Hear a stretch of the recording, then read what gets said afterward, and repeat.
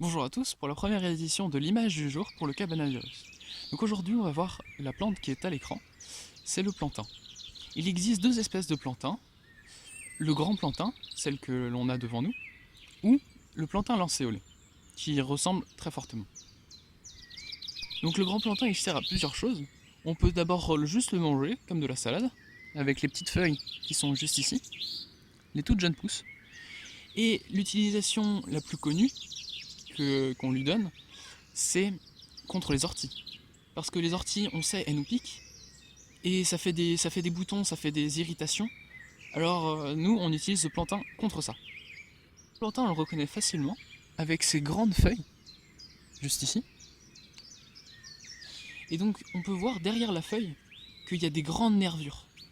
C'est comme par exemple pour nos veines, nous on a des veines avec le sang qui passe à l'intérieur, et bah pour le plantain, c'est de la sève, donc comme toutes les plantes, mais qui passe dans ces grosses nervures. Et donc si on enlève la base, juste la base,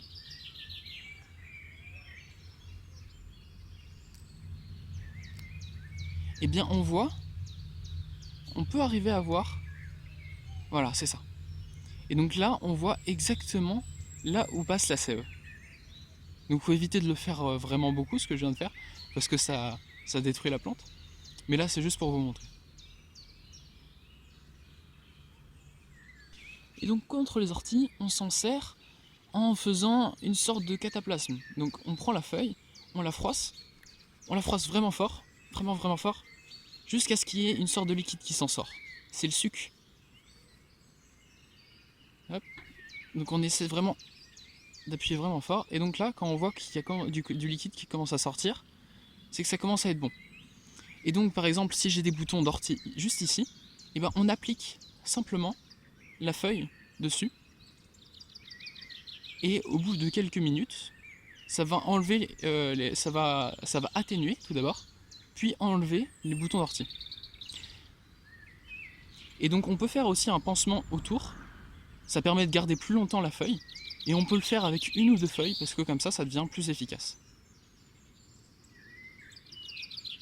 Et donc plus que les piqûres d'ortie, on peut aussi s'en servir pour les morsures de serpents et toute autre morsure d'insectes, quoi que ce soit.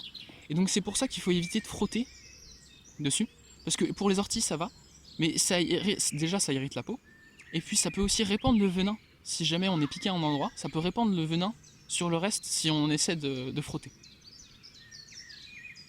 Et donc notre plantain, il est aussi dans la nature pour accueillir certains animaux, tels qu'un papillon qui ne peut développer sa chenille que ici, et un puceron. C'était donc l'image du jour pour le Cabanavirus. On se retrouve demain si ça vous a plu.